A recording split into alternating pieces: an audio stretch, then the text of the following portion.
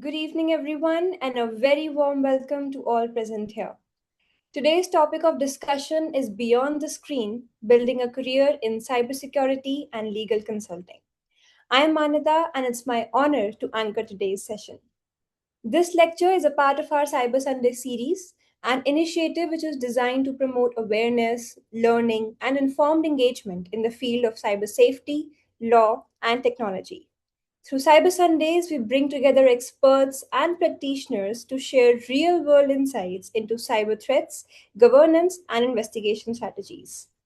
This marks our 15th Cyber Sunday, and by the end of it, we are shaping ourselves into a group that speaks with clarity, confidence, and purpose, ready to spread awareness and safeguard our communities online. If you're ready to start this journey, type ready or show your enthusiasm through a thumbs up emoji.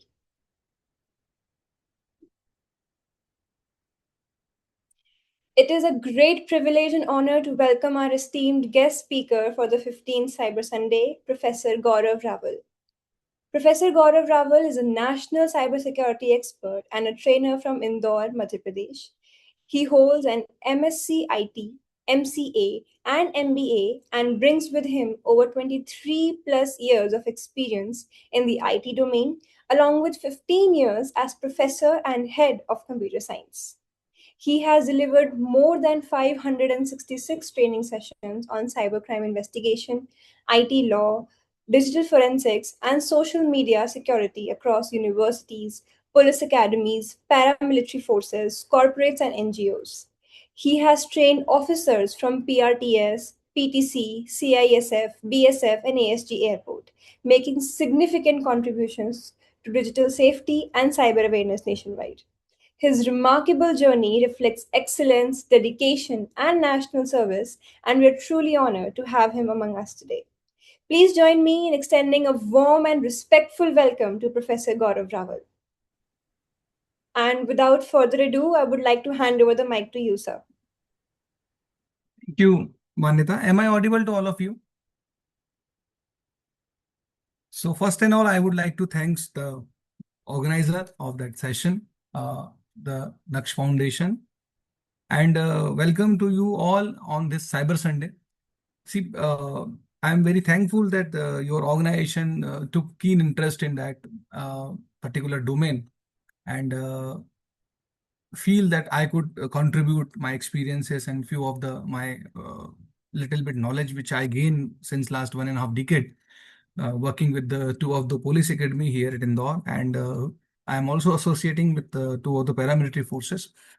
So we started in 2010, 11, and since then I am observing that lots of work already done, and there is a lots of awareness already spreaded over the globe. But in the few sectors, still we need skilled people, or we can say that technical or law aspirants who supposed to come and join, because I am just going to present my presentation with a few statistics mentioning in my upcoming presentation PPTs. So I'm also, because I'm working since law enforcement agency since so long and assisting them, and they are considering me as a consultant. So I'm just putting a few statistics from the National Crime Record Bureau NCRP, which shows that cybercrime is not only increasing, it's exploring, or we can say that it's spreading like anything. And we only concentrating in our domain or state, but in worldwide, it is increasing, and now it become that multi-dimensional and multinational issues, because one or another server is situated in another country. We are the applications which we are using, most of the application servers is in abroad, especially in case of our country, India. So this is the high time to make ourselves aware of that which technology which you are using, we must know about that technology and their manual and the minimum eligibility. And most of the all, we need to know the law of the land to use that technology. That is IT. So IT Act, that is Indian Information Technology Act. So in couple of minutes, we will discuss few things related to IT Acts and how it is now that cyber crime is damaging the whole fabric of that educational as well as economics uh, to our country. And with various kind of threats or the latest or new kind of cyber crimes in which the people are indulging themselves as a victim. Sometimes they also indulge themselves as an offender also because they are not knowing the law. So this is the high time to know the law. So without further ado, I am just sharing my screen. So it would be more good for you people to take the references and take the screenshots. See, I can speak hours and hours on the cybersecurity, but this short session is actually meant for that those who just seeing that cybersecurity as a career opportunity, and India still needs the law aspirants, or we can say the technical professionals who supposed to come in that field, whether they wish to work with the one or another law enforcement agency, or they may independently help them out, being a cyber forensic expert, being a consultant. So in the couple of minutes, we will discuss the roadmap also, that how you or one can even plan. So just go with your interest and your taste, not by the trends. If you feel comfortable to come in that field, so this is the field. And in the end of 2030, India needs thousands of professionals and law experts in that field, because this kind of the kind of cyber crimes we are just receiving from various law enforcement units, whether it is a local police station or a crime branch or a state cyber cell. And even though in the national threats also, on the level of national security, many threats we are receiving, and we are try to we can say demolish them, and we can try to fuse them, but still we need a professional. So I am sharing my screen with you all, and then we'll start the session.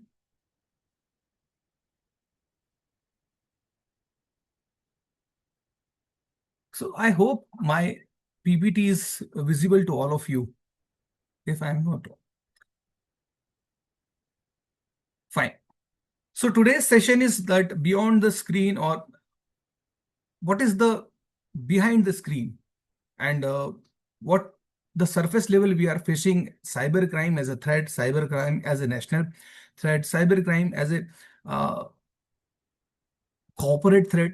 But what is our preparation for that? So I'm just bringing some statistics to you people regarding the cybercrime, some fact and finding, because I am working. So in cyber trap occurs every 39 seconds in the world, and there are 8 lakh cyber fraud attempts every year. About 60 complaints of cybercrime receiving every day in metro cities. Let us say, because the cities whose population is more than 30 lakhs. On the other hand, around 9,000 complaints are receiving on NCRP portal, whether it is through a portal or through a uh, cybercrime reporting call center, something called 1930. So approx 90 crores per day is the expected cost we are just bearing every day. So you can imagine that if this kind of increasing, or we can say the crime is increasing like anything, flood is coming. So we need the law professional according to that proportion and that ratio, because if suppose 10 lakh people or 1,000 people indulge themselves in a financial fraud, so we need at least on 10 cases, one lawyer or one IT law professional to handle and to take care of that case and their uh, credibility, or to put their side on the court. But this is the eye opening for all. And what is our preparation for that? So the majority, because I visited various universities, colleges, and that institutions, NGOs, I am telling you the normal thing as a part of awareness. 80% of cybercrime can be prevented, can be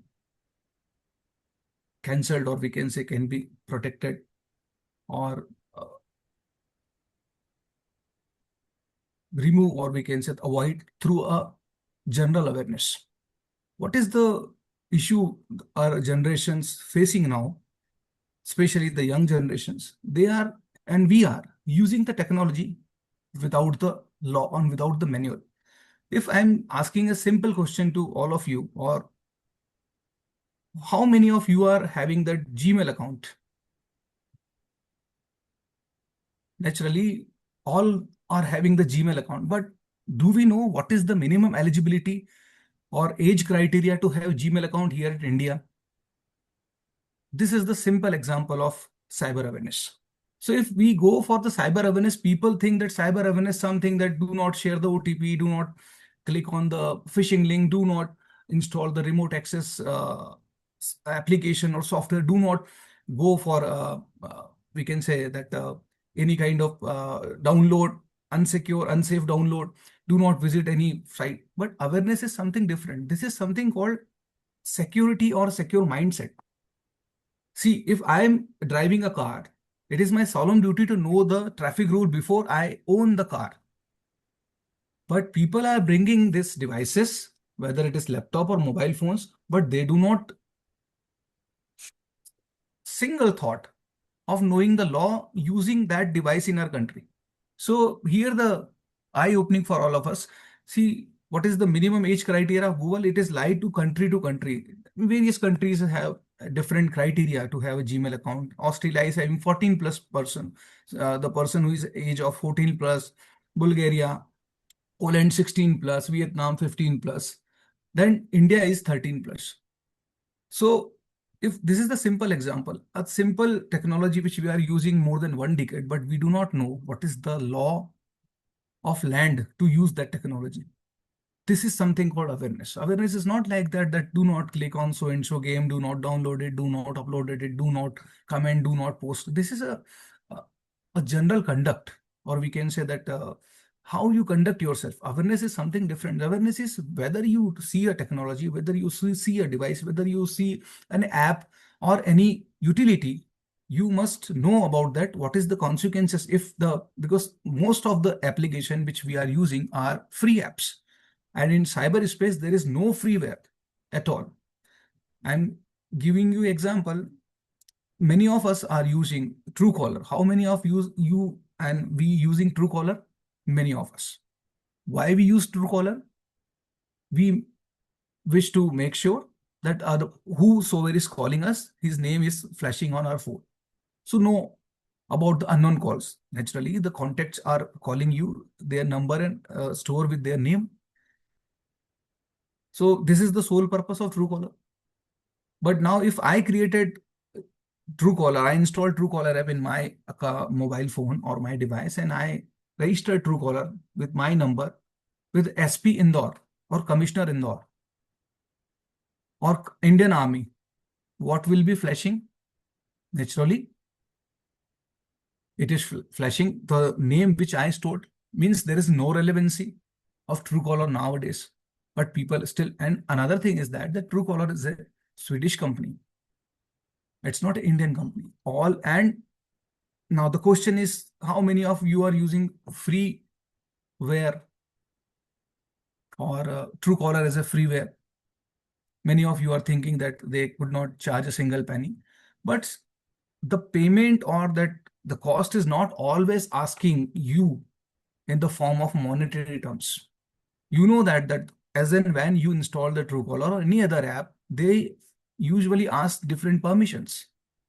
So at the moment of installing Truecaller, Truecaller maybe asked you, Truecaller wants to access all your contacts, and you agreed upon this. You say, okay, fine, and then Truecaller installed in your device. If you could say no or disagree with that thing, naturally the Truecaller may not install in your device. So what it means, there is no freeware. Contacts, take the contacts and give the services. Means pure business, give and take, no freeware. So this is something called secure mindset. You have to think and rethink about the technology the facility online you are using, are they charging something to you? Forget about the monetary terms. Anything, if you ask, many of us are using WhatsApp. The first time I set my story on WhatsApp, WhatsApp wants to access all my media gallery. What it means, if I wish to put something on my WhatsApp story, I have to first give permission to WhatsApp to access my phone media gallery. Means any kind of photographs. It may have I clicked my Aadhaar number, I clicked my cancel check, I clicked my uh, PAN card to send someone for a verification process. So all these things we have to keep in our mind.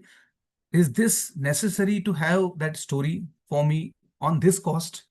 Because and this is my case. Maybe if you are a youngster or adolescent, your media gallery maybe comprises with many other personal videos or personal photographs, private videos, then you will be in trouble. So this is you have to keep in mind. Yes. Now, so there are common, because this session we are just comprises with a little bit of awareness, and then I will slowly go to the career roadmap of that, being a cybersecurity professional, or being a ethical hacker, or being a law practitioner, or being a law consultant. But first, we have to think about that general conduct to use that technology. So there are types of phishing: misspelled emails, suspicious link, generic greetings, urgent tone, fake login pages. This is a simple conduct.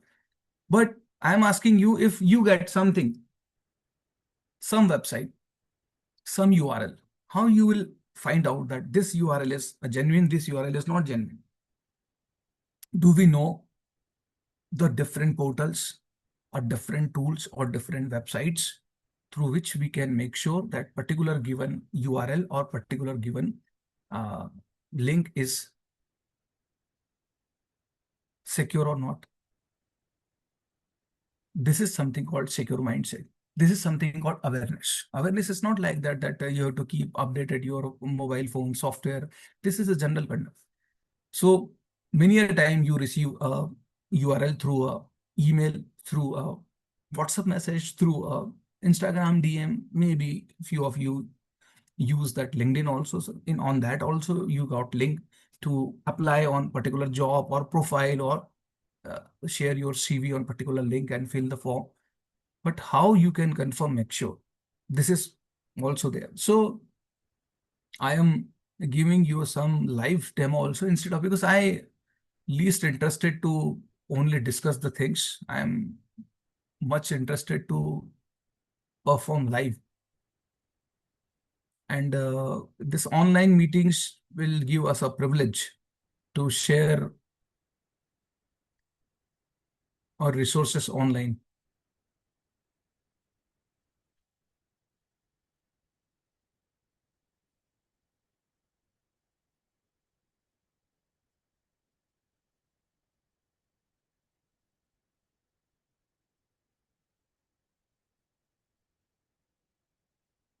So are you seeing my browser here? Please say one of you yes, because I could not see your faces. Okay, thank you. So if I wish to know about that particular URL is phishing URL or not, so we have one portal available by the government of India, that is something called NCRP, National Cybercrime Reporting Portal. So you just type NCRP, and you will get that National Cybercrime Reporting Portal.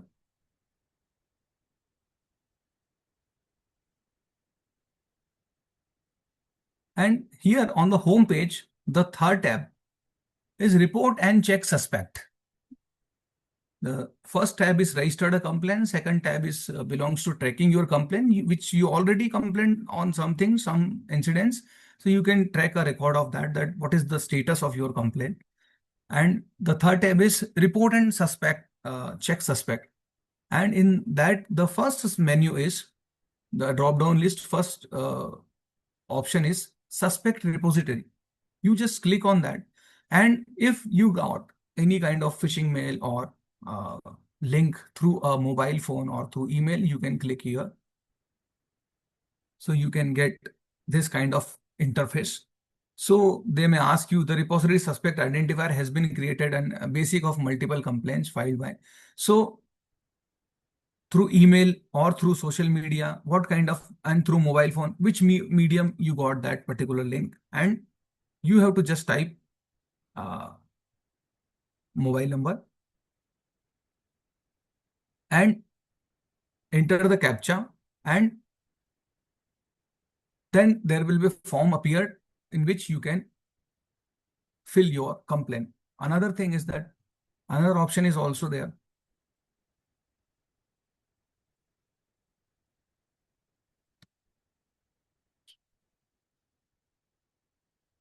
You go to the report and check suspect repository, and check the suspect website and app. If you got some fake website or fake app, if you wish to know, so the type of suspect, is it a web URL or a mobile app? If you are suspecting on one mobile app or one URL, you can select the options, whether a URL or app. If you got one mobile app, you can check here. And the mobile app name, what is the name of that mobile app? On the basis of this reporting, Indian government already banned 103 Chinese applications and loan applications. So if your app is also in that list, so they may be give you an idea that this is the phishing or this is the fraud app or this is the unauthentic app. And if they could not search your given app to their domain, at least they can register your response. And next time, if somebody else will also complain on that but same app, they will come show that how many people are suspecting as a fake app. So these two options government of India is already provided to you, but we are not aware of that. That is something called awareness. So that these two options, by the help of the government portal, you can search. Another thing is that if you wish to know about some private portal also, so there is a website called virustotal.com.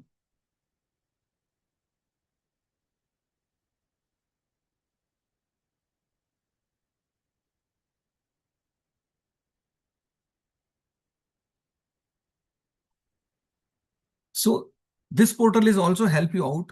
This portal may help you in many ways. This is helpful to you if you could not have any antivirus software keeping in your native computer or native device. And if you wish to know that particular file is corrupt file or any malicious file or malicious URL, so there is options available here. If you already downloaded the file, you have to just click on the file section and browse the particular file which you already downloaded in your download folder, any other place on which you downloaded that media, and select it and upload it, and they can check that portal will check that whether this is a malicious file or not. If you wish to know about the URL, you can search the URL. You can put the URL here and they will give you an idea about that this is the fake URL or not. If any URL comprises without domain or something, phishing URL. So without clicking on that, you just copy that URL and paste here and search and scan the URL.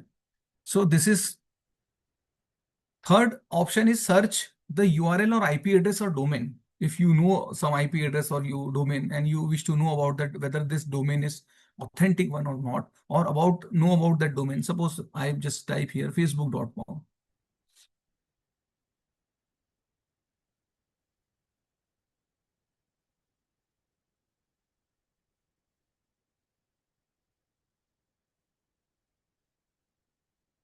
So this will give me the clean options. So this will give me that particular domain is absolutely right. This is not having any kind of malicious link attached with that. Got it? So you can use this portal in three ways. Which the file which you have already downloaded, you can scan that file without opening it. You can check the URL, you can check the domain also. So this is the private way to find out that.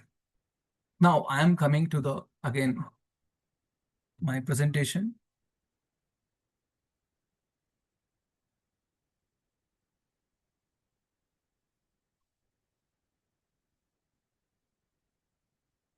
I hope my PPT is visible to all of you. Is it? Please, somebody say something. Yeah, thank you.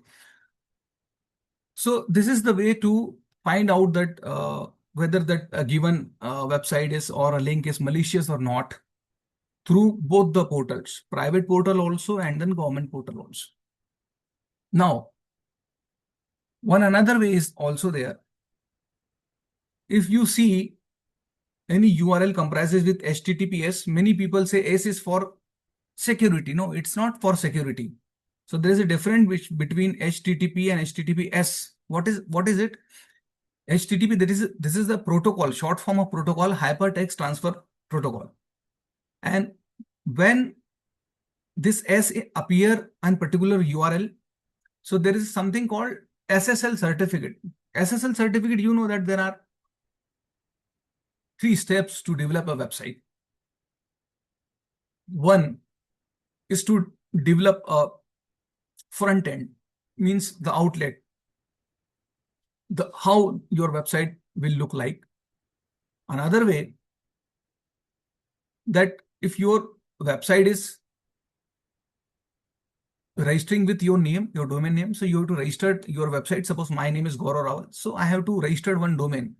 What kind of website, what kind of business I am in, accordingly I have to register my domain. Suppose if I am doing a business, so my website is supposed to be a commercial website, so gauravrawal.com. If I am running an NGO, means the profit is not the ultimate motto of my organization, so I may opt gauravrawal.org for non-profitable organization. If naturally, if I am a government agency, so my domain will be .gov.in.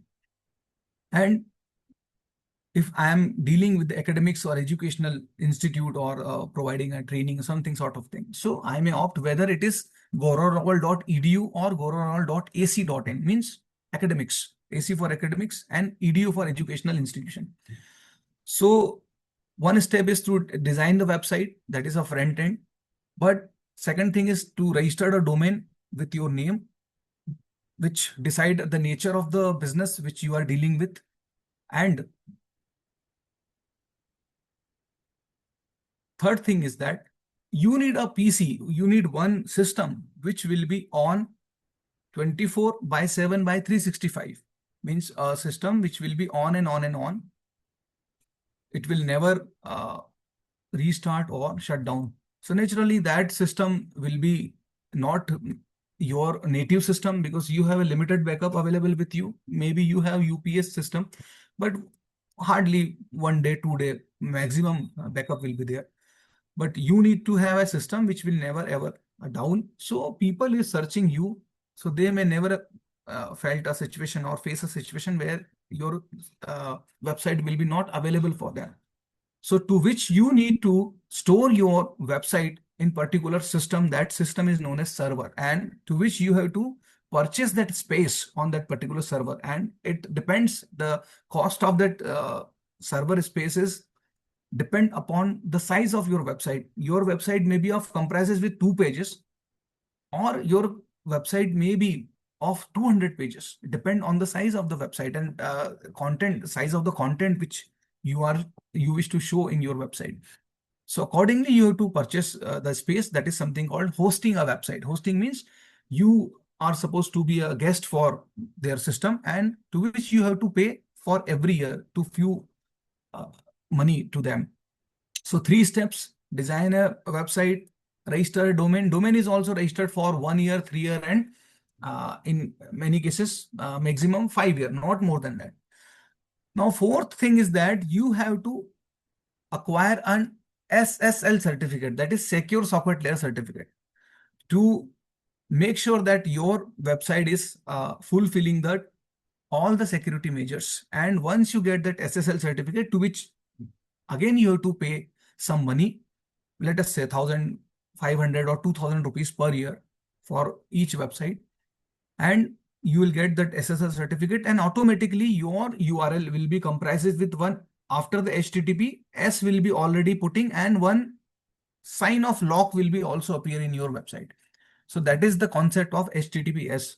So nowadays companies are and corporate are considering that secure socket layer certificate as a credibility. You know that 1.5 decade back or 2 decade back, companies are using that ISO 9000, ISO 9001, 2, 3 to make sure that they are just fulfilling that all the quality management or assurance in their general conduct to enhance their credibility. So for their product and services, they used to acquire that ISO 9000.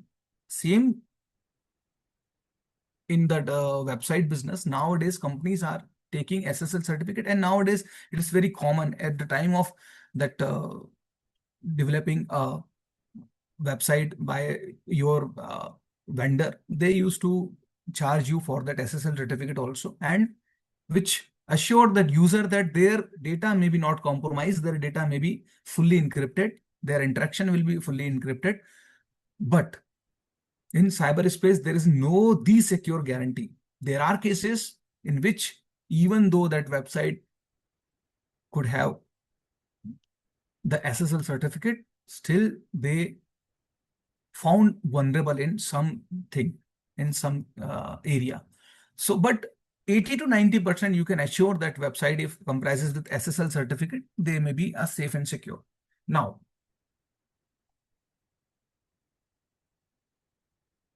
this is we already cover how do we identify the malicious link and file. Now, I am asking you and telling you that we are lacking the general awareness of the law. So simple few cases in our general conduct, or we can say interaction in our online presence, but we do not think twice for knowing the law to use the technology and to do that particular act. I am giving you example of it is very common phenomena nowadays to watch somebody on online, means on which time to which time which girl is being online, and on which time to which time somebody is online, somebody is uh, maybe live.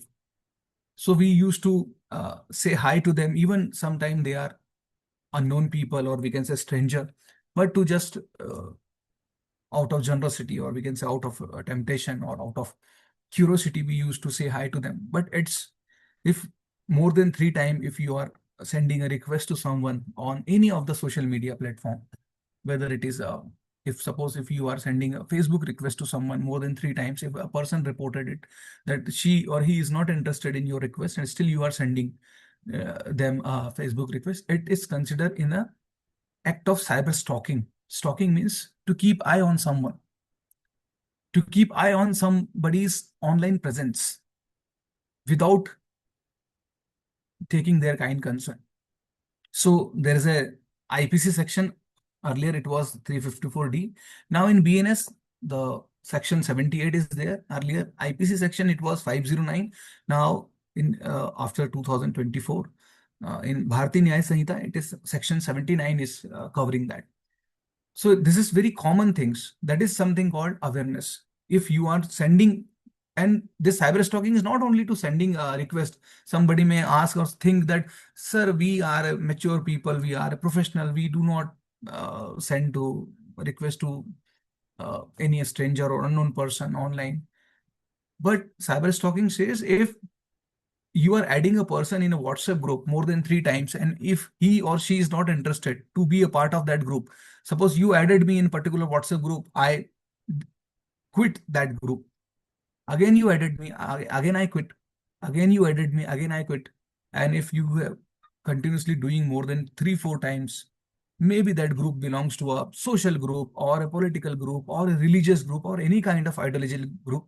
which I am least interested to be a part of that. And if you or anyone is adding me, if I report, it is considered as a cyber stalking, means privacy of a violation of privacy of others. We have to respect the privacy of others. We could not even simply edit them without taking their kind consent. Nowadays, the option is also there in WhatsApp. If you just go to setting and select only my contacts will able to send me a WhatsApp group request, and they are free to add me in particular group. Unknown person could not. So there is an option available whether you wish to join that group or not. But even though if you do not make your WhatsApp setting on that particular on, still it's offense. Another thing is that, and this is why I'm talking, because I'm just, this is a very general conduct we are seeing. And we people, especially this na Gen Z and then the adolescents, or we can say the new millennial, they just take this as a very cool conduct, very cool things. So something called cyberbullying. Cyberbullying means to threaten someone online, to use abuse language in a social media platform against someone, a group of people, or particular club, or particular party, or particular organization. So this is, and sometime giving them a threatening also, that we will see you, we will do that, this and that on this social media or online platform. So this is a serious offense under the section. And publishing of obscene content, if you are giving them obscene content, then this will be considered as a uh,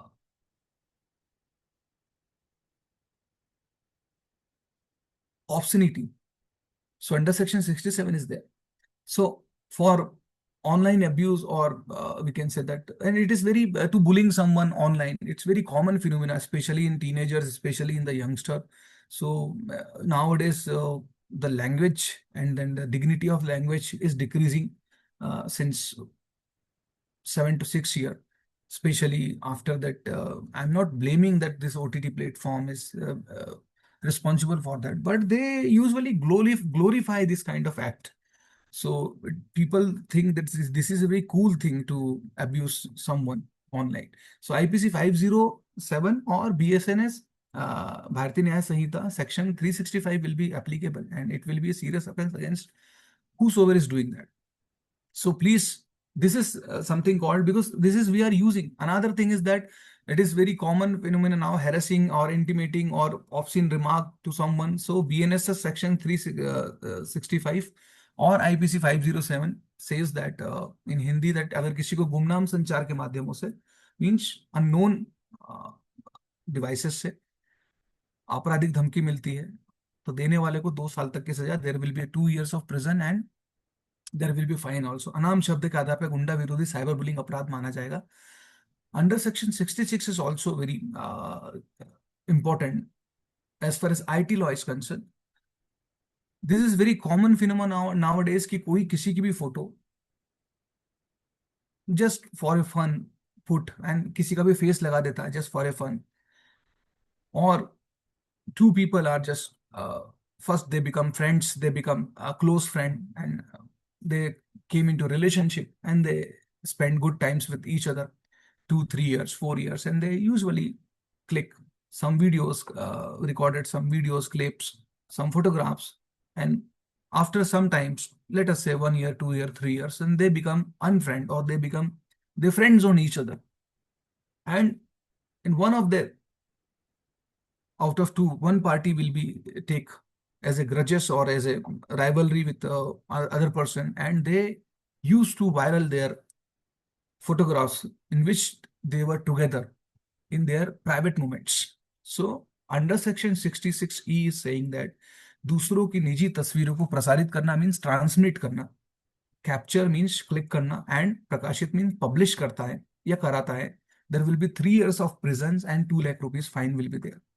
So this is the privacy of, and especially in the case of women, it will be a serious offense. Then 354D will be also, 354 is very, IPC 354 is very serious, non-cognizable offense.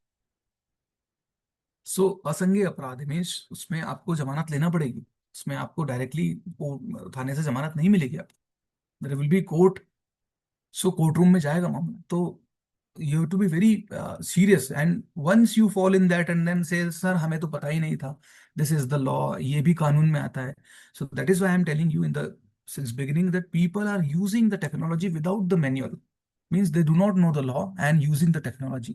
And after some time then they felt, and once they indulge in themselves or met to an accident और ऐसे कोई case हो जाता है, उसके बाद उनको समझ में आती। So that photo morphing is also one of that, just for a fun people use to say under section 66 is against that. So you do not make a morphing of any of the photographs. It is very common phenomenon for just a fun to troll someone, and so this is not there. So this is, and after the Evidence Act, which will be applicable, converted into Bharati Saksh Adhiniyam, so BSA, into since 2024, it will be a serious offense. A court in evidences को हाथों हाथ लेता है, because these are machine generated. सो इसमें किसी को cross करने की जरूरत नहीं होती, क्योंकि मशीन ने आपने भेजा है मॉफ करके, and then itself is evidence. The digital footprint है, ये मिटा ही नहीं सकते। It can't be vanished, can't be removed, deleted completely. One or another server में है copy, and then you will be in trouble. So this is the awareness I wish to spread in all of you. There are lots of IT acts, lots of under sections which need to be take care. So, but it's a cybercrime. I conduct one course in the local district police for a very small course of something called cybercrime capsule course, which comprises with 18 hours. So you can imagine a small course is comprises with 18 to 19 hours. So I can speak hours and hours. There are lots of things, but with this stipulated time or with short session, I would conclude with these under sections. And now we are going to what is the roadmap to be become an, and how and why IT professional is needed. So I told you the cybercrime, why this matter, because cybercrime is not increasing, it's exploding. So according to the proportion which it is exploding, we need a law professional also. So, and digital evidence is now become more critical. So we need a more technical people supposed to come in this field. And there is a massive skill gap. I could not wish to would not like to take the name of any institution, but many universities just started this course of department in their premises, something called Department of Forensic Science, but they are still lacking of many tools because there is no practical exposure. I have seen many universities, and I have been a part of a member of board of studies. We designed few courses, UG and PG, for MSc Cybersecurity and BCA Cybersecurity and BSc Cybersecurity. So there is a huge gap. In even Department of Forensic Science also, there are a lack of tools available with them and lack of labs, proper labs available. So the gap is very massive. So we need to overcome this by the young IT professionals, young law aspirants, young law practitioners, or people who supposed to take as a cybersecurity consultant to even guide the institution, guide the organization, guide the, because now each and every companies and corporate is having their inside that their cyber cell available with that. So to take care of that, this kind of incidences, they have their in-house cell developed. Even that most of the institutions also developed, few colleges also developed their own cyber cells. So matter related to their university, especially in this kind of social media offenses or financial offenses. So they could not see outside the campus. They themselves used to consult their own IT cells and their cyber cells to rescue them in that particular situation. And this is the need of our, if you could not have in your premises, if you could not have with your institution, we are in the process to do that. And because with the working of the law enforcement agency, what we have seen that cybersecurity is now a personal responsibility. No government, because see, if something happened to us, naturally we used to blame the government. It is the solemn duty of every elected government to protect the citizens' data, to protect the privacy of their data. But in this exploding era of that cybercrime, now no law enforcement agency, no cyber cell, no crime branch, no police, no other agency may protect you. Suppose I am using that my laptop or my mobile phone late night in 1 a.m., 2 a.m. or 3 a.m. There will be nobody between me and my device. Only my prudence will be there and my awareness is there. So that is why awareness is needed, to which we need this kind of sessions and this kind of courses run by the universities compulsorily as a part of credit score, not only for a vocational course or something like that. So they must have that design and syllabi according to their course and their specialization, and put some, let us say, 4 credit or 6 credit score to them and conduct the exams also. So then and then we will able to overcome this gap of skilled people, because what we are now doing, we are just producing the graduates, BTechs, MSc or MTechs, but the skilled, lack of skill is there because certification is not there. That projects, live projects are lacking. The live projects, students are still feeling very bad or very sad that 4 year of their BTech or 3 year of their 2 year of their MSc, they hardly undertake 1 or 2 projects. So this is the need of our. Now, cybersecurity is an ecosystem. It is not one thing. So let us consider all of us in 4 team: red, blue, green, or yellow.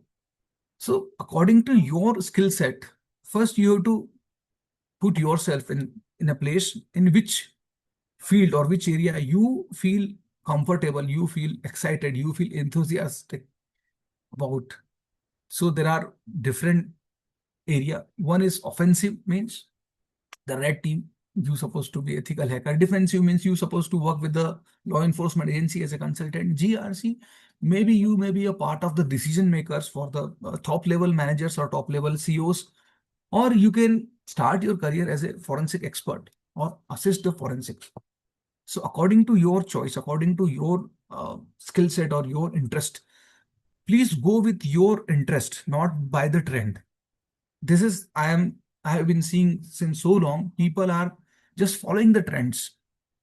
So suppose if the data science is there, so they used to opt the degree with the data science. Once they took the specialization with the blockchain, if they think that the cybersecurity is on the boom, they go with the specialization in cybersecurity. No, it's not like that. It's supposed to come inside from you, in which part and which area you are feel fit in that particular thing, and according to that you have to choose one path, and then there will be a roadmap, and then you will be comfortably working on that path. So it's now totally up to you that you wish to go with the which team: red team, blue team, green team, or yellow team. Another thing is that there are different career domains in the cybersecurity. If you feel that you love to hack systems, you love to hack files, you love to hack a network, you love to get the information insiders, you love to track someone, so you supposed to be go with the ethical hacking. Ethical hacking means naturally working with the corporate, working with the law enforcement agency as a their technical backbone. Or if you love to analysis or monitor someone, so that as a SOC analyst you can join, you can make that path, and then to become associate analyst, what kind of certification is needed. But please do take the certification from the renowned institutes. Do not go with the, I'm not criticizing any local institute, but I could not find the much proactive method or skill set they are providing. So please go with the high institutions. Suppose IIT Kharagpur is also running one course, 6 month course in cybersecurity. IIT Kanpur is also every year they used to conduct that certification course in cybersecurity, ethical hacking. So please do avail this kind of certification with the this kind of repute institutions. If you feel yourself that to be a you love to analyze something, and so you used to go with the as a forensic expert, forensic, and all these things. I am not telling you that you supposed to become a computer science engineer, a computer network engineer, or a forensic expert means you supposed to take the experience and knowledge of all the chemistry, physics, and all the no, it's not like that. You supposed to be a combination of technology plus techniques. So being a forensic expert doesn't mean that you need to know all the chemicals, and being a cyber forensics also you can join if you have a technical skill and you have technical interest. It's all about your, there is a phrase in English that interest goes, energy flows. If you have interest on that subject, naturally your energy, your focus will be there.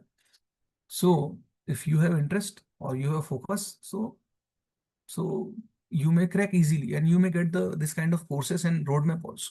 So these are the four different domains as far as the cybersecurity professional is concerned, or the law expert is concerned. So you can choose one of that particular branch and then go deeply in that. Do not dig out on the surface level. Please go with the one, choose one path and then go deeper down in that.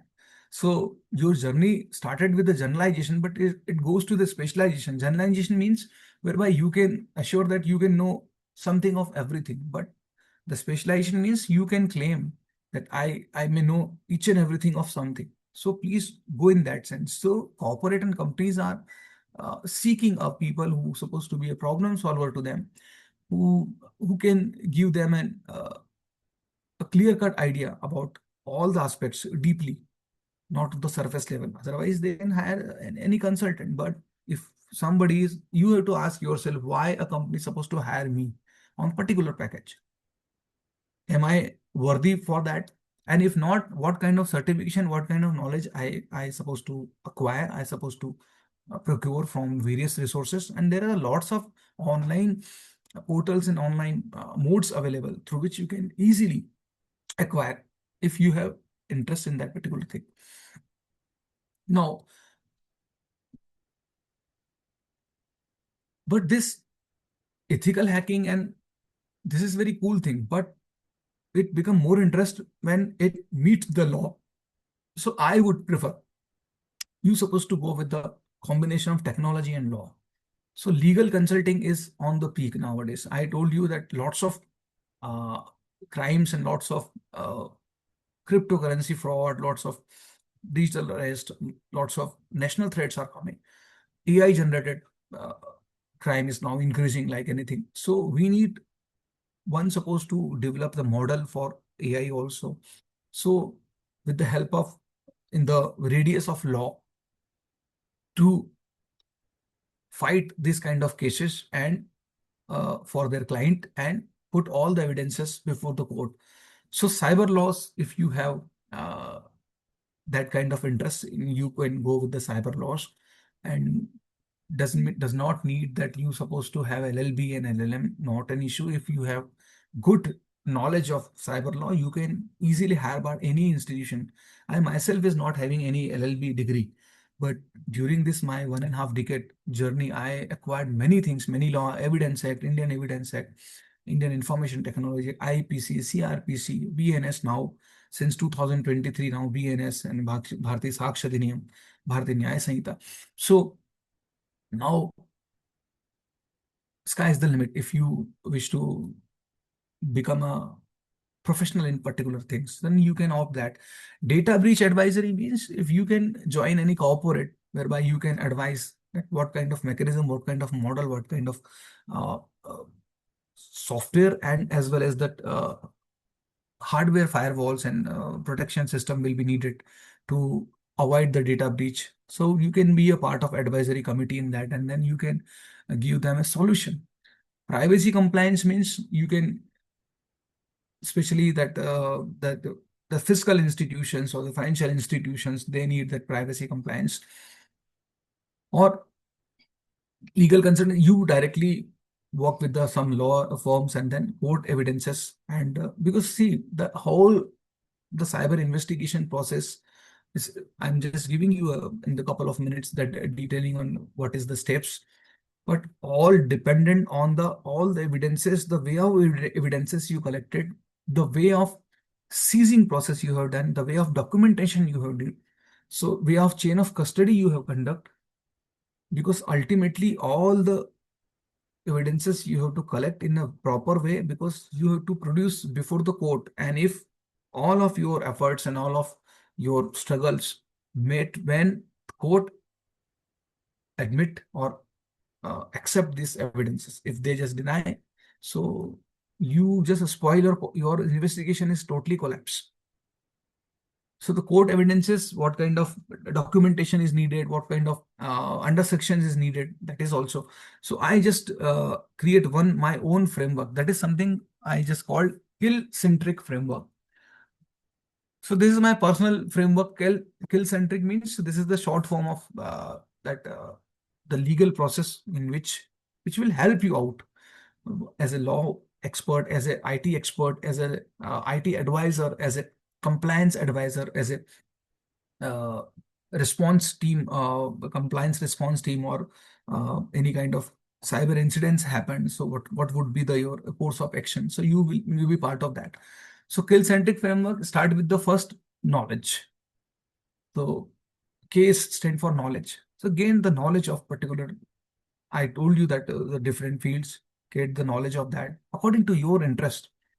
Then know the investigation process if you wish to become an law expert, or we can say the law practitioner in that. Know the legal procedures, because law is not only the investigation and then collection of evidences. It is the way you produce the evidence. That is more, it is more procedural. Because as a computer science head, or as a computer science person, when I see any device, or we can say router and switches and IP logs, or CDR or IPDR, or any kind of MAC addresses, and different ports, sockets. But when it comes to the legal, if we fail to make proper documented it, all this, there is a chronic chronological order to produce before the court. So the legality and legal framework or legal procedures, you have to be thoroughly know about the things, to which you have to naturally practice with some law practitioner who is just going daily court as an internship. As a part of internship you can do. So in the surprisingly in the new education policy, they may give you an interdisciplinary internship you can conduct, even though you are a computer science fellow, but you can go with the law firm as an internship you can do, even though you are a psychologist or doing clinical psychology, but still you go to. So according to your interest, you can do. Then create a logic. So logical knowledge is needed, because ultimately this all when, where, how, this is more important. So when you collecting the evidences, taking them a chain of custody, the what is the procedure, who collected, hand to hand or document to document, and I mean in which carrier, that is play a important vital role. Then you supposed to be good communicate. Communication is more important. Communication, I'm not telling communication like I am doing. Communication means in the form of documentation. Each and everything you need to ask through a written format. So if your communication is strong, your documentation will be strong, and then you will be, because the courtrooms are fully rushed with the proper procedural communication documentation. Then reporting all the conclusions and all the things which you have collected, especially the uh, particular investigation process. So report is more important, because it's a, you can say, a glimpse of the what the work you have done. And most importantly, the integrity of the evidences will be the play a vital role. Integrity means in Hindi we used to say akhandata, means how you collected the evidences. कहीं उनमें manipulation तो नहीं हुआ है, कहीं उनमें कहीं morphing तो नहीं हुई, कहीं उनमें is there any chances of editing, deleting, adding, or any kind of updation, then it will collapse your whole case. Then you need to be a good knowledge of different tools, especially if you are seeing yourself after 5 years as a cybersecurity law practitioner or a law uh, consultant. So there are many free tools available in that cyberspace. So you have to be very pro with that. OCENT is there, open source intelligence framework is also there. So you have to be very pro with that tools. Suppose if we are going to data recovery, so there are many forensic tools available. That one tool is Recovise there, so it will recover that the tools is from that. Now intelligence it means something called between the line. Try to read between the lines. Intelligence means what? Means if you meet a person, if you see a crime scene, if you analyzing uh, an incidence, what is seeing or observing by you as a surface level, you have to try to go deeper down. What it happened, why it happened. So what it happened, everybody is knowing, but you have to think in why it happened. Means what was the, because all are knowing and thinking that this is the uh, symptoms, but you have to go to the root cause. So on the basis of symptoms, you can't even. So intelligence means the inside story, or we can say that what is the hidden agendas of the people concerned, or the many other things that you have to develop that sense in you. Then and then only you supposed to think that this profession is good for me. So you supposed to be, and then other another and most important thing is that you supposed to be a continuous learner. So this is the primary and then solemn and vital quality you're supposed to develop yourself if you wish to become anything. So you're supposed to be curious. Curious means does not say, "Hey, this is not my cup of tea and this is not my taste. This is not related to my field." No, no, it's not like that. As and when knowledge is coming, as in when you uh, got the chance to learn something new, something even not related to directly to your profession or to your degree, still you supposed to be off that, because companies and corporates are seeing, or they are searching the complete package. They need a person who's supposed to be a problem solver to them. Problem may be anything. So it's not something related. So if you see a big CEO of many renowned companies, they may be hardly, few of them are hardly even that law graduates, few of them are hardly uh, commerce graduate, few of them are hardly even humanities graduate. But now they are leading the big financial institutions.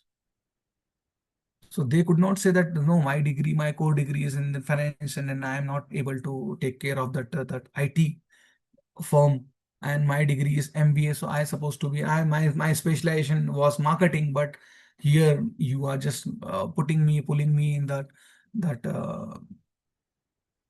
plant or that operation management. It's not like that. So continuous learning is there. If you have to think yourself, okay, today I'm not knowing something, tomorrow definitely. So you have to give chance to yourself and then supposed to do. Now, there are few things related to, if you wish to finalize the roadmap to be IT or a law practitioner or professional. So you have to be first knowing about as a cybersecurity expert or consultant, or we can say advisor or decision maker, or we can say that I'm forensic also, cyber forensic.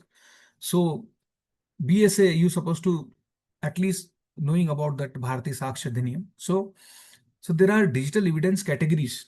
How? So even this is not like that you supposed to do the investigation by your own, but if you are a law practitioner or a lawyer or IT professional, or we can say IT consultant, on the behalf of your company or organization, people may make a file or charge sheet, or we can say the case against you, You have to make the possible and positive response for them. So you need to know that what kind of digital evidences the other person is already putting and from where they are getting that. So there are six major, we can, sources of digital evidences. One is stored data. Stored data means what? Stored data means any kind of data which is already stored in your device. My mobile is comprises with that photographs. This is an example of stored data. My laptop is also stored one few photographs, few videos, few balance sheet, few Excel sheets, few graphs, few charts, few statistics related to something. That is stored data. Then another kind of crime you need to observe and claim and challenge the transmitted data. Transmitted data means the data is transmitted to one device to another device. Suppose if I am mailing you, so there will be a two copy of my mail, one in my sent item and one in your inbox. That is transmitted data. Same case with the WhatsApp message also. Same case with the text message also. Same case with the call also. So one call log from my end, this outgoing call from your end, it is incoming call. So transmitted data. This is the, and another thing is metadata. What do you mean by metadata? Metadata means the data related to the data. Suppose if somebody is producing that CDR, calls detailed record of some person, so that incoming and outgoing call will be there. Incoming and outgoing SMS will be there. There are two kind of data: incoming, outgoing call, and incoming and outgoing SMSs. That's it. Through a mobile phone. That is transmitted data.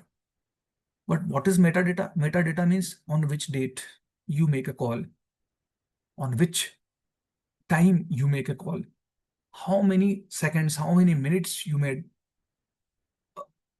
talk to a person, what was your tower location, that is metadata. What is your area circle, what is your uh, subscriber identity module, means your SIM, and who is the SIM subscriber identity module provider, means your service provider, Airtel, Idea, BSNL, Reliance. So this thing is something called metadata, means data related to surrounding of the data. That is metadata. Then logged data. Logged data means when you call to someone. So the transmitted data is that your sessions, your that you called someone and somebody called you. You text WhatsApp message to someone and somebody received your WhatsApp message. Metadata means what, which date, which time, which device. This is metadata. What was the module of that device, model of that device.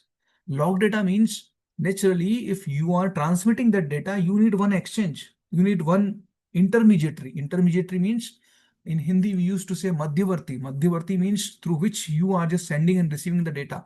If you are sending to someone, email to someone, this is transmitted data.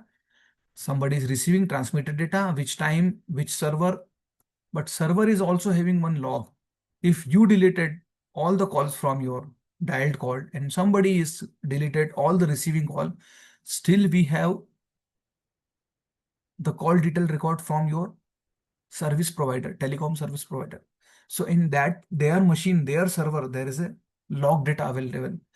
Who who is who called who, and on when and how long, which device, which tower.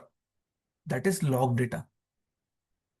Now, in financial fraud, there is another kind of data will be there. That is something called transactional data. Transactional data means you have paid to something to Paytm. You have just UPI a few amounts to someone. That is trans transactional data means you made some transaction. You purchased some e-voucher, Amazon. You purchase one game online. You purchases air ticket. This is transactional data. You purchases, maybe let us say that domain name, registered a domain name, or acquire a SSL certificate. This is transactional data, means you do the transaction through any kind of financial institution, maybe from your bank, maybe a NEFT, maybe a internet banking, maybe any UPI transaction. So this is something called transactional data.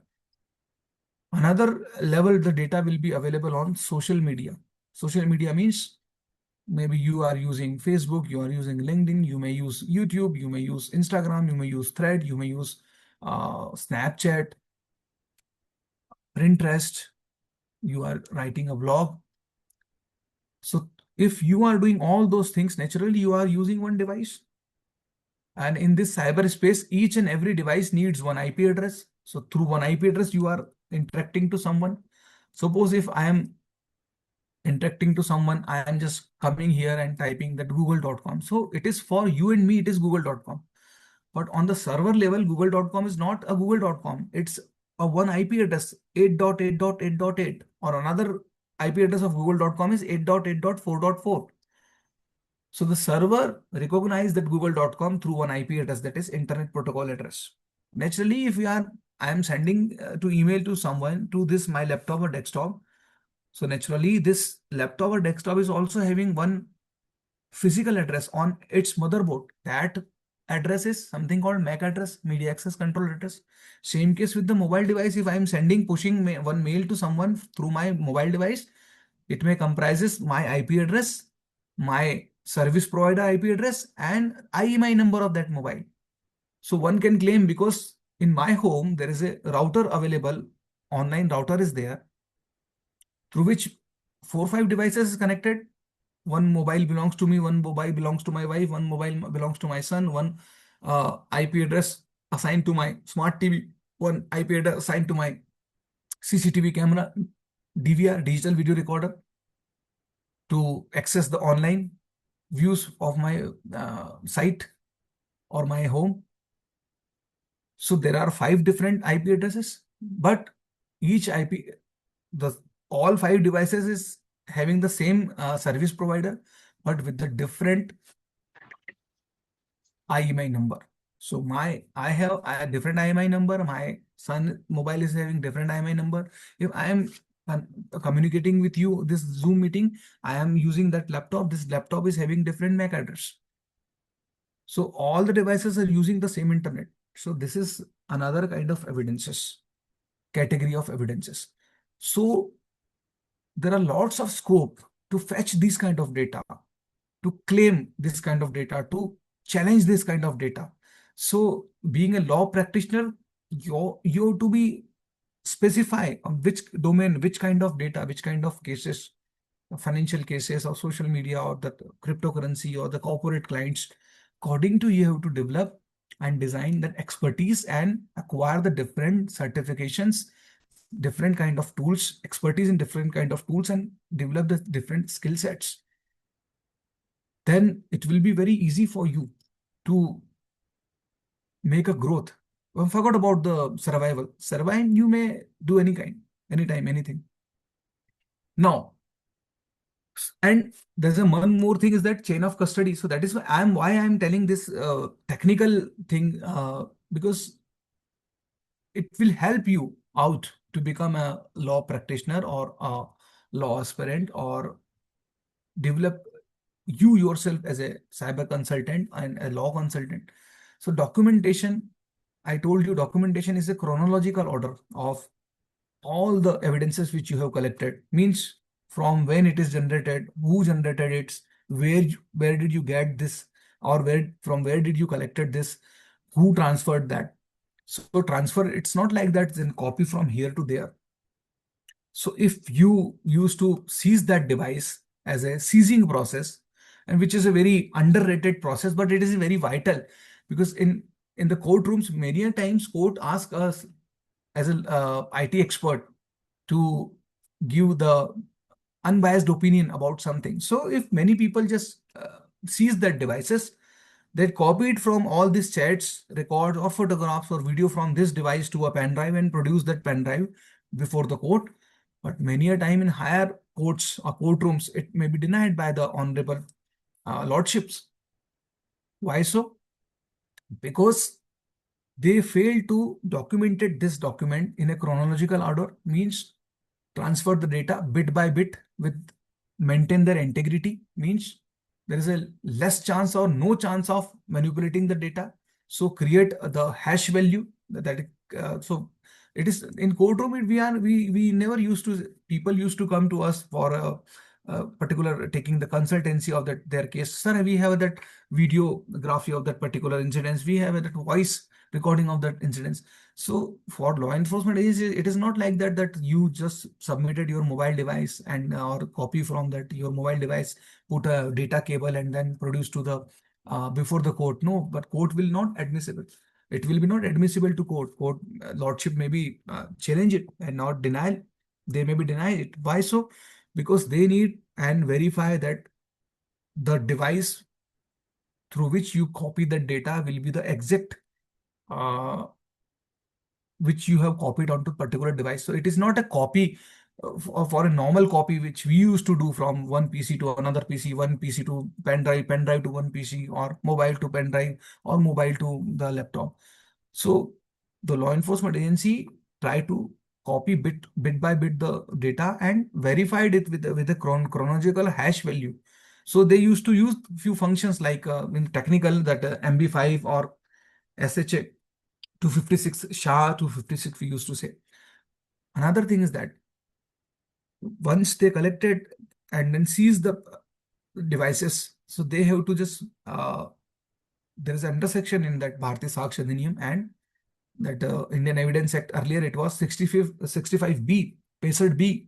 So they have to produce that certificate of 65B. हम जिसको हिंदी में बोलते हैं कि जो विवेचक होता है, investigating officer होता है, वो 65B का प्रमाण पत्र इशू करता है. किसकी मौजूदगी में आपने सीजिंग की, in which presence, who collected, when, from where you collected, who transferred. अगर मैंने डेटा मोबाइल से अपने पेन ड्राइव में लिया तो किसी वेंडर को लिया होगा, तो उससे मुझे एक 65B का सर्टिफिकेट लेना पड़ेगा कि हाँ मेरी मौजूदगी में ये साक्ष्य लिया है. So now in Bharatiya Sakshi Adhiniyam, that under section is changed to 63. Earlier it was 65B, अब 63 हो गई है भारतीय साक्ष्य अधिनियम. So this is the very, I told you that to collect the evidences and then to seize them, it's very easy process, very under, but make it a very particular documented and in the chronological order, it's a very challenging, and it depends the whole case. If you fail to document it properly in a chronological order or not successfully prove, or we can say that convince the court that it will be having the full integrity of data bit by bit with the hash value. Otherwise, court will deny and your whole case will be collapsed and your investigation will be down. So ultimately, you are just doing all those things, being an IT professional or being a law professional, naturally for your client to win the case. So you have to keep in that mind. And then transactional data, you know, the transactional data means if I'm just sending to payment to someone, so then UTR number will be there. There will be a bank passbook photocopy, or we can say the bank statement, which shows that from amount goes to, or what is the trail of the money. This amount goes to this account, from this account to again 3 account, and from 3 account to next 6 accounts. So we have to maintain in the chronological order and then produce before the courts. Then and then only court and lordship will be admit your evidences and take it as a part of your supportive document in to make your case more strong. Social media and IP and MAC address. So naturally, social media, if it is any kind of cases will happen on the social media, then naturally you will get that IPDR from that intermediaries, and there is a and if you are just collecting the data from the telecom service provider, intermediary maybe in the case of Facebook or Instagram or YouTube or Google, they may be, it may be Google or it may be Facebook Meta. In the case of CDR analysis, the telecom service provider will be intermediary. So the intermediary is also in the Bharatiya Sakshi Adhiniyam, they may also have that minimum time period to secure and save the data.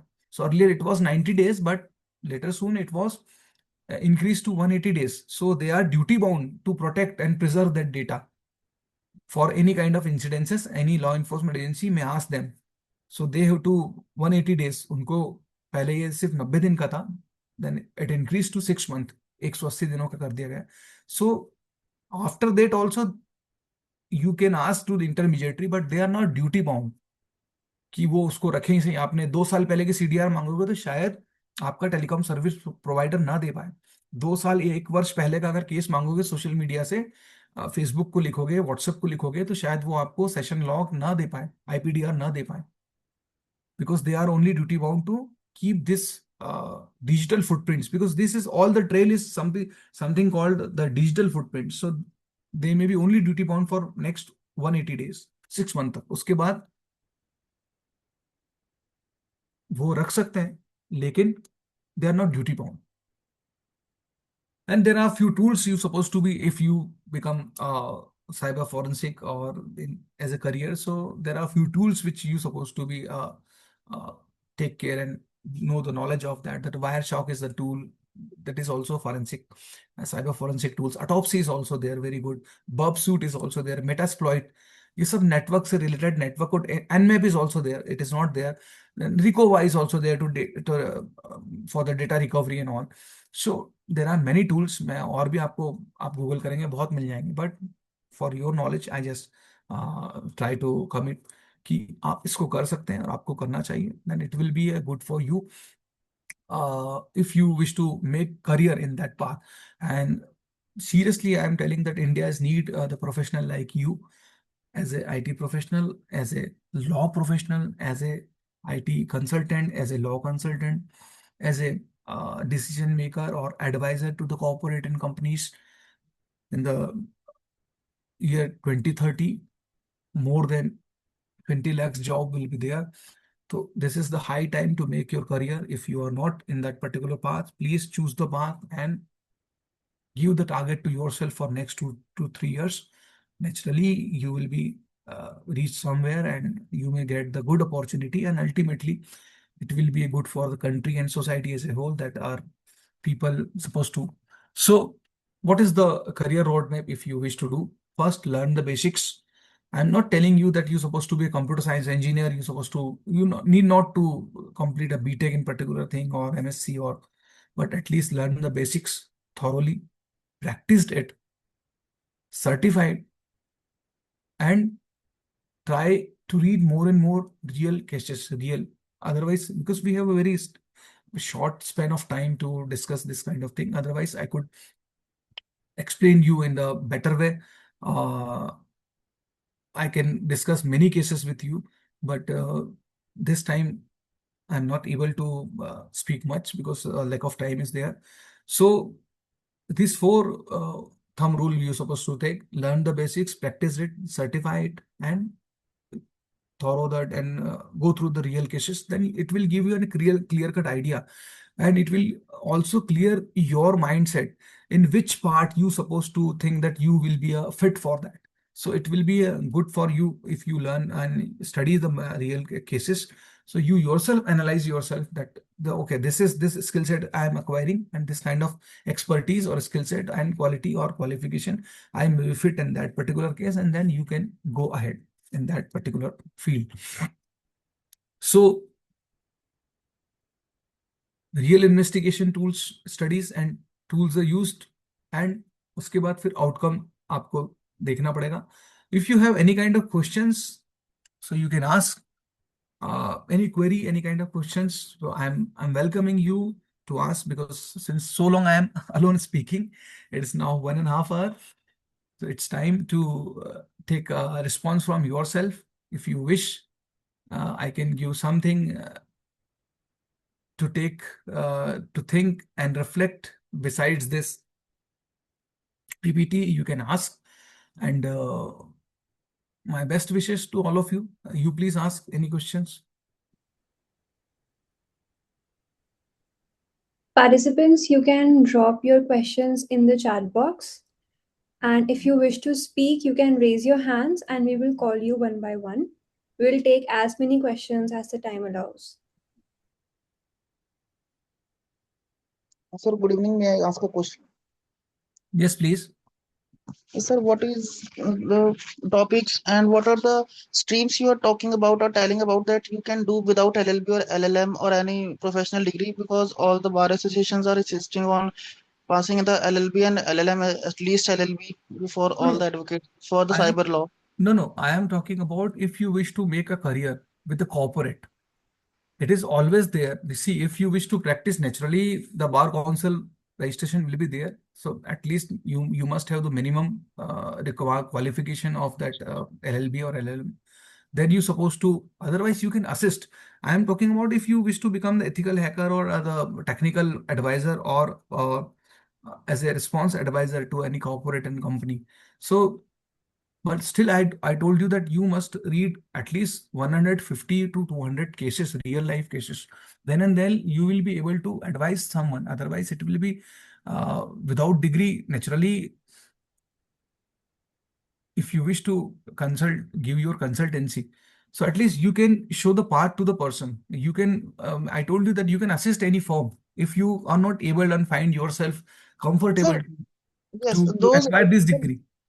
those kind of courses are, sir, most suitable for the 16 to 20 years of age of boys, because, sir, like coding they are learning.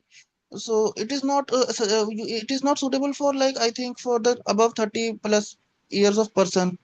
That's why I think about I'm telling the you, approach is getting, sir, the approach is for the we need the approach for doing that ethical hacker course is like coding, and it is very technical, and see, we have to like learn what the is maths for that. what is your orientation? What is your degree? Technical graduation or post graduation degree? Please ask me. Tell me. Post degree, I'm an MBA also, and I'm pursuing Fine, LLB, sir. So fine, I'm fine. See, I am telling you, you need not to be a computer science engineer. Ethical hacking is total different thing. It's not a programming. It's not a development of app. It's not a any kind of technical knowledge you need. It's a tools, basically tool based service. If you and these tools are not related to that you need to know each and everything about the language and all. You have to not. And now this is the age of AI generatives. If you wish to become the programmer, also there is already codes available. You have to just copy paste and create it. So I could not think that if you find any difficulty and you need to be have that coding knowledge and all. This is totally different thing. I met many people who are just developing their website and they hardly a commerce graduate or the management graduate, but they are developing and designing that websites. They do not uh, study maths. They do not study computer science, but they are, because nowadays even to develop a website there are the templates available, and the WordPress is there, Joomla is there. So it was earlier days that you supposed to create or develop the skills in the HTML or that PHP, and then you supposed to create a website. Nowadays the templates is also there. You have to just design and make the expertise already templates available. You have to just put the fill the company's information and then go for that registration process. And since we are using this device, so I could not think that any person who is able to use this device is finding any difficulty to use any kind of registration process or any kind of. So it is not hardcore coding is needed for that this profession if you find yourself fit for that. So, but in the industry, always the professionals bypass and like surpasses those for diploma holders. You are suggesting for the ethical hackers. I am talking about that degree. That if we are doing the ethical hacking course, is it suitable for me in that now in present days? You can do. I told you that online certification is there. The companies are nowadays, the interviews are also unstructured. They could not ask you anything. They just turned the back their laptops and they said, please done this. Even I have seen many people here in TCS and Infosys also. They are doing a good job, but they have only certification with them with the interdisciplinary graduate degree in particular field, but they are just doing very well in testing team and another team also. So even the companies are also very thinking in very broadly. If somebody is having a skill on something, so they could not find any degree because it's not a government job that this is a minimum eligibility to have that particular stream degree or in a specific degree, and then they are performance oriented job. If you perform well, they do not ask for. If but they need only the certification and latest certification. That is why I'm telling you that gap is massive.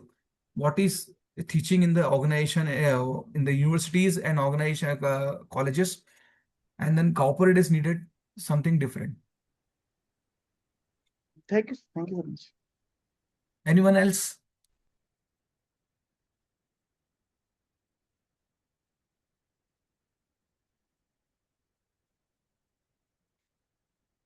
So, Manita, shall we wind up the session? Yes, sir, definitely. So thank you so very much for patiently listening to me, and I hope that what kind of little bit of knowledge I could share you, it will definitely enhance and clear your vision to be a professional in the IT field or then a law practitioner. And if you are planning, so I would suggest that if you wish, please follow your passion, follow your interest, and do not go with the trends, because trend may be changed, but the passion will be remain same. So please follow your passion, and then you will definitely reach somewhere in good destination. So thank you so very much for inviting me here to spoke something with such eminent audience like you. I hope this kind of session will be conducted more for you people. And so all the best. Thank you. Jai Hind. Thank you so much, sir. Your vast experience spanning over 2 decades of IT, cybersecurity training, digital forensic, and legal consulting has truly enriched this session. Today's interaction has deepened our understanding of how one can build a meaningful career beyond the screen, blending technical expertise with legal and consulting perspectives. Your guidance has been both inspiring and enlightening. With this enlightening Cyber Sunday session, we now come to the end of episode 15. We sincerely hope that today's session proved informative, enriching, and thought provoking for all. On behalf of Naksh Foundation and Project Cyber Shield, we extend our deepest gratitude to Professor Gaurav Rawal for conducting such an insightful session on Beyond the Screen, building a career in cybersecurity and legal consulting. His profound expertise, national level training experience, and practical guidance have greatly enhanced our understanding of career pathways in cybersecurity and the growing importance of legal consulting in digital age. We kindly request all the participants to please complete the post assessment form by scanning the QR code, which will be displayed on your screen shortly. Please note that the certificates will be issued only upon the successful submission of the feedback form.